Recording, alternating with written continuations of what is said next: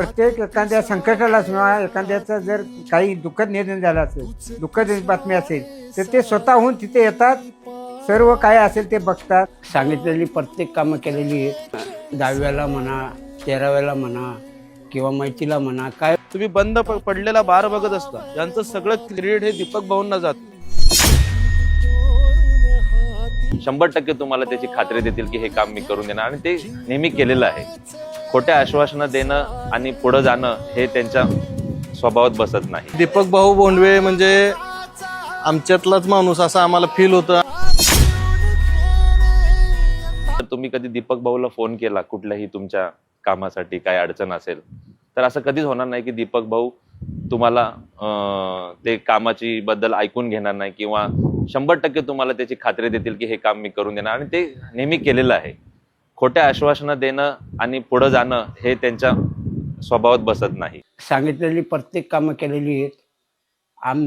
10व्याला म्हणा, 13व्याला म्हणा किंवा मैतीला म्हणा, काय माझ्या राहतात, कायम ते येतात. काय कोणाचं काय असं ना, गरीबाचं असलं तरी येतो. रक्तदान शिबिर असतील, महिलांचे तपासणी शिबिर असतील किंवा गोरगरीब रुग्णांसाठी ते सदैव संपर्कात असतात आणि त्याचा फायदा रुग्णांना कसा मिळवून देईल असे भाऊ नेहमी पाहत असतात. दीपक भाऊ बोंडवे म्हणजे आमच्यातलाच माणूस असं आम्हाला फील होतं. रावेतला, आदर्शनगरला त्यांनी भारताच्या वर नेऊन सोडला आहे आणि त्यांनी पोस्ट ऑफिसचं मोठं कार्य केलं आहे. आणखी त्यांचे असे कितीतरी चांगले कामं आहे. दीपक भाऊंकडे जाऊन मी रिक्वेस्ट केली की माझ्या मुलीचं ॲडमिशन करायचं आहे, तर त्यांनी क्षणाचाही विलंब न करता माझी मदत केली आणि त्यांनी त्यांचं एक रेफरन्स पत्र देऊन मी ते पत्र स्कूलमध्ये सबमिट केलं आणि त्यांच्या रेफरन्समुळे माझ्या मुलीचं ॲडमिशन झालं. आमची एक समस्या होती, खूप जटिल समस्या. म्हणजे आम्हाला अशी वेळ आली होती, आम्हाला इथनं फ्लॅट विकून जायची वेळ आली होती. आमच्या सोसायटीच्या बाहेर आईसक्यूब बार एक नवीन झाला, आईसक्यूब बार रेस्टॉरंट ओपन झालं. त्यांना सगळ्यांनी इथं स्थानिकांनी विरोध केला, पण आमच्या विरोधाला आमदारांपर्यंत पोहोचवायचं काम दीपक भाऊंनी केलं. दीपक भाऊंनी आज तुम्ही बंद पडलेला बार बघत असता, यांचं सगळं क्रेडिट हे दीपक भाऊंना जाते.